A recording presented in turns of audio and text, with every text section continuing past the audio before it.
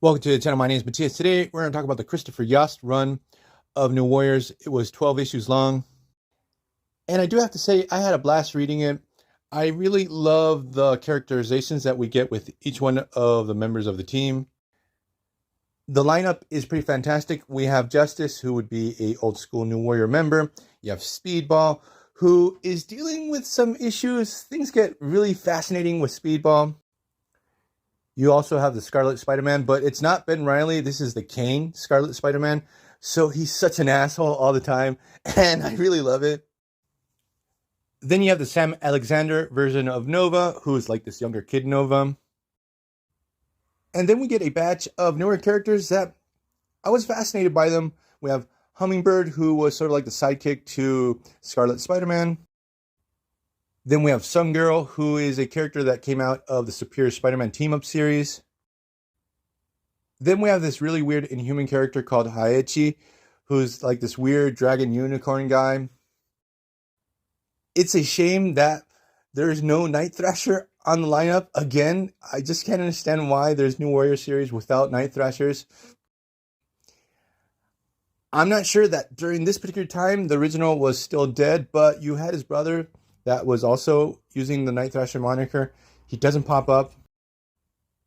So with that introduction out of the way, let's get into the first issue of the series that I feel captures the spirit of Fabian Niciez's first New Warriors run. But the cool thing is that you feel like the stakes are really high. They're fighting against some really big heavy hitters in this series. The story actually starts off with Justice and Speedball fighting against the Salem 7. Also, that's another thing. I'm a real sucker when we have really obscure characters pop up in any series. So the thing is that this battle actually takes place because Speedball thought that one of the Salem 7 was like a demon trying to take over a city. And what happens as this battle progresses, they discover that the Salem 7 are actually the protectors of the city and that Speedball totally screwed up. That Speedball's prejudice towards one of the members of this team obviously does look like a devil, led to a lot of people almost getting hurt.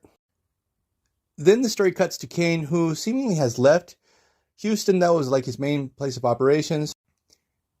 Now he is in Mazatlan, Mexico, and he's with this new character. Her name is Hummingbird, who seems to be like this telepath slash empath, and also sort of a real pain in the butt for Kane. You get that classic storytelling trope where you get, obviously, a character that's always in a bad mood, always grumpy, in contrast with a character that's always happy and very energetic. But the cool thing about Hummingbird, she never gets irritating.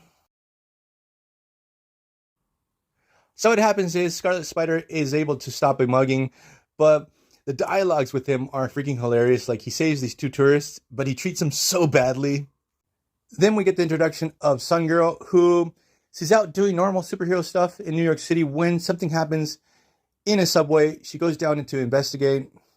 There she's confronted by these characters called the Evolvers that are actually creations of one of the Eternals, Bastos.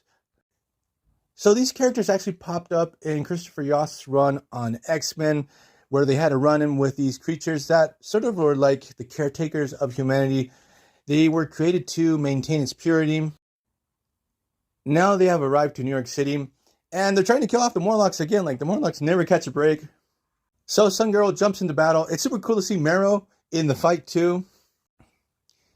It's a shame that Marrow does not join this team. That would have been awesome to see her bicker with Scarlet Spider-Man or something like that. While all this is going down, we have another group of Evolvers arriving and attacking the Salem 7 and Justice. Due to their mission statement and past interactions, they really hate mutants, but also they're there to clean out all the magical base characters. Then the story cuts to Kane and Hummingbird, who are at the beach at this moment, and they're chilling out. Kane is trying to relax when the ocean starts filling with blood, and we have dead Atlantean bodies starting to float out of the water. And out of nowhere, we have the arrival of Sea Snake.